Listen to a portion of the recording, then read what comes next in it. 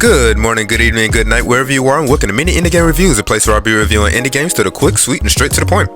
Today we're going to be looking at Flower, which is the second indie title coming from the developers known as thatgamecompany, who is responsible for the game Journey and their latest Grand Slam title, Sky. But anyway, I'm rocking with the PlayStation 4 version, so let's get into it.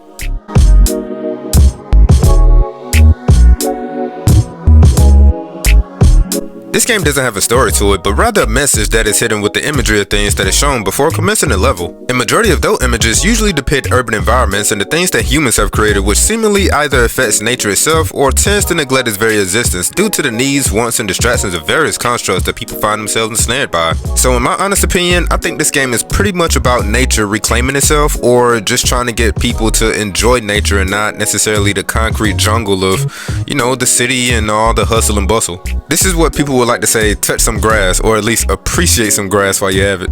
But that's just me though. You can draw your own conclusions.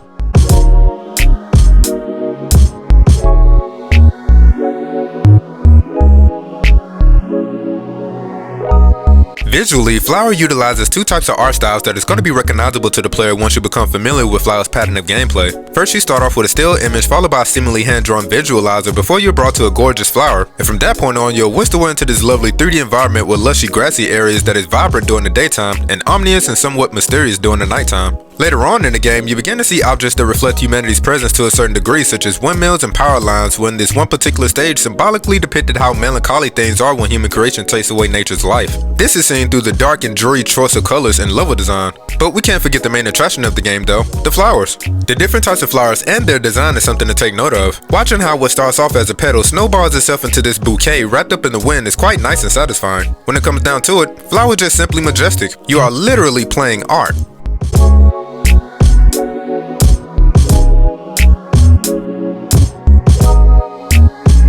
Flower, I guess, is what you can call a flight simulator, but just with petals. The player starts off by controlling one flower petal, and essentially the overall objective is to bring life back to areas that seems to be void of nature's green life. How the player is going to accomplish this goal is by collecting petals that belong to other flowers by breezing by them with your air bending abilities. Since I was playing the PlayStation 4 version, the way the player controls the direction is by utilizing the position of a controller, literally.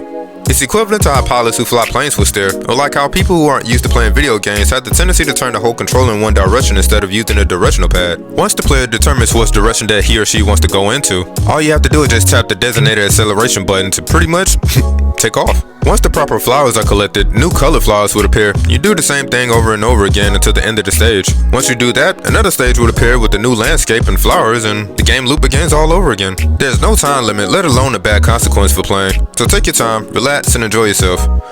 Well, until the time calls for you not to.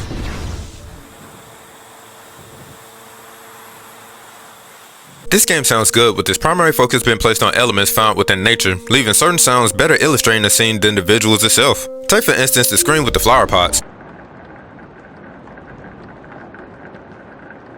I can hear the type of weather going on outside, which better immerse myself into what I was looking at.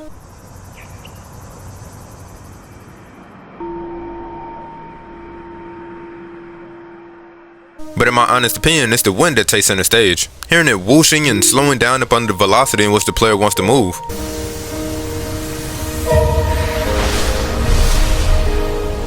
Hearing the single musical notes upon picking up a pedal and those magical sounds whenever a new space is being brought back to life is nice to hear.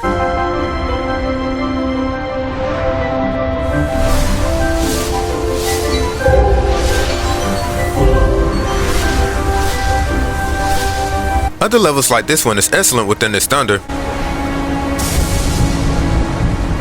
And also with this level where everything is silent, you can actually hear the electric generators and streetlights being powered.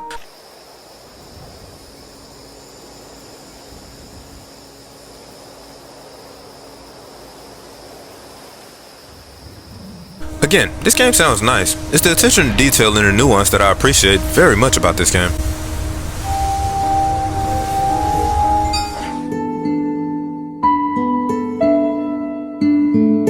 The music of Flower was composed by Vincent, and I know I'm gonna butcher his last name, dyxnt, who has done works for other games like Skullgirls, and his latest contribution during the time of this review from thatgamecompany, Sky. And to put it simply, I can go to sleep with this OST playing in the background, and I swear to you, it will probably be the most peaceful rest ever. I mean, it's just that relaxing. And then you have songs like Sailing in the Wind that comes in with this up-tempo and somewhat whimsical melody that now looking back is probably the only song with the highest BPM. The visuals for Flower and the music behind it place me within a space where I don't have to think about the world that's on fire outside my door. But if for a moment, don't just take my word for it, you can check out the original soundtrack and Vincent's work for yourself. Link will be in the description below as always.